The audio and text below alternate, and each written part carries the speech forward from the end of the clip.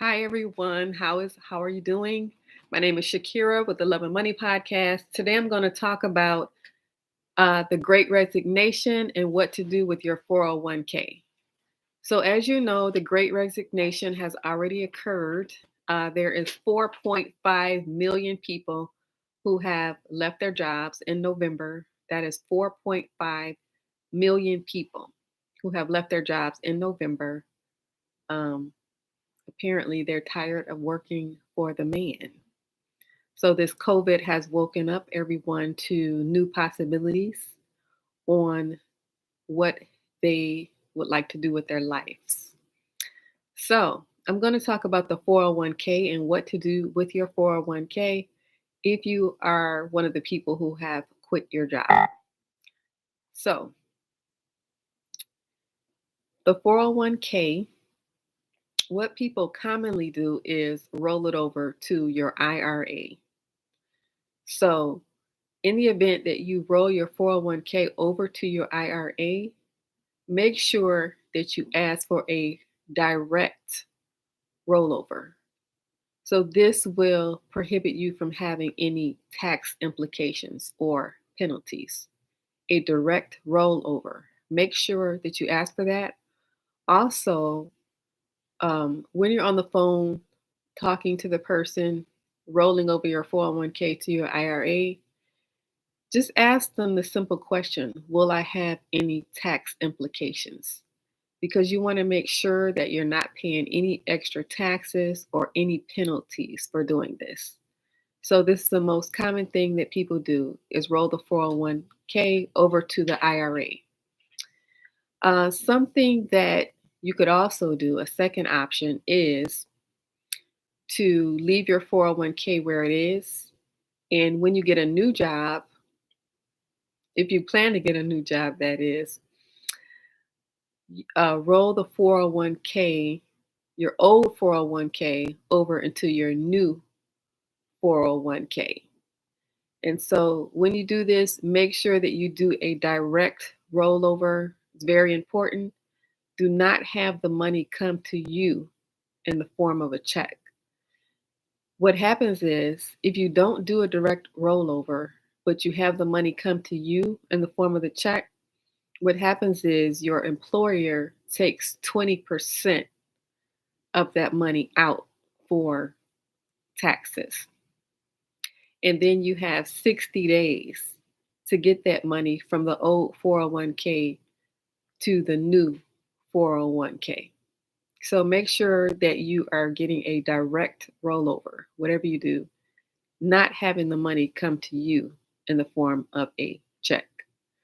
So, say for example, this is just an example. Say for example, you had $10,000 in a 401k. If you were to have that money come to you, the employer would take 20%. So instead of that $10,000 check coming to you, you would have something like an $8,000 check coming to you. And then you would have 60 days to get that money from the old 401k to the new 401k. And you're not having to put 8,000, you have to put the whole 10,000 that you withdrew. So you're coming up with the 2,000 on your own to put into the new 401k. So whatever you're withdrawing from the old 401k, the 10,000 is required to be put into the new 401k, the 10,000, despite the fact that they took out money for taxes. So this is in the event that you have the money come to you in the form of a check. Whatever you do, don't do that. Don't have the money coming to you. Just get a direct rollover and prevent all tax implications, prevent all penalties from occurring. So this $2,000 that you lost because you didn't ask for a direct rollover, in the end, you will end up getting that back in taxes if you do your taxes, if your taxes are done correctly. So that's just how it works if you were choose the option to go from to put your money in the old 401k from your old job to your new 401k in your new job. Just remember to do a direct rollover, and whoever you're speaking to, ask them the question: will there be any tax implications or penalties by doing this rollover? It's very important, something that you want to do. Uh, and then another option with your 401k is to cash it out. And so that is not advised at all. If you cash it out, you're going to be paying taxes and you're going to be paying penalties. And so they say that you'll be paying a 10% withdrawal penalty. But what actually happens is if you were to do something like that, if you were to cash it out, you would actually be losing up to anywhere from 45 to 50% of your account.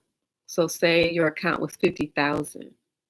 If you were to cash that out and then you're waiting for your money, you wouldn't get the 50,000. You'd be getting something more like 20,000. And that's because of all the taxes that they took out and all the penalties. So do not cash out your 401k. Do not get your 401k sent to you in the form of a check. And make sure that you ask for a direct rollover. Whoever you're talking to on the phone to do this procedure, to do this process with, make sure that you ask them, are there any tax implications with doing this? And are there any penalties? Generally, a direct rollover secures you from those things, but just make sure that you ask. And so I just wanted to come in and share this with you because there are 4.5 million people who have quit their jobs. Some people have 401ks, some people don't. So just to add some clarity on what to do with your 401k, you're going to transfer it over to your IRA or transfer it over to your new 401k with your new job.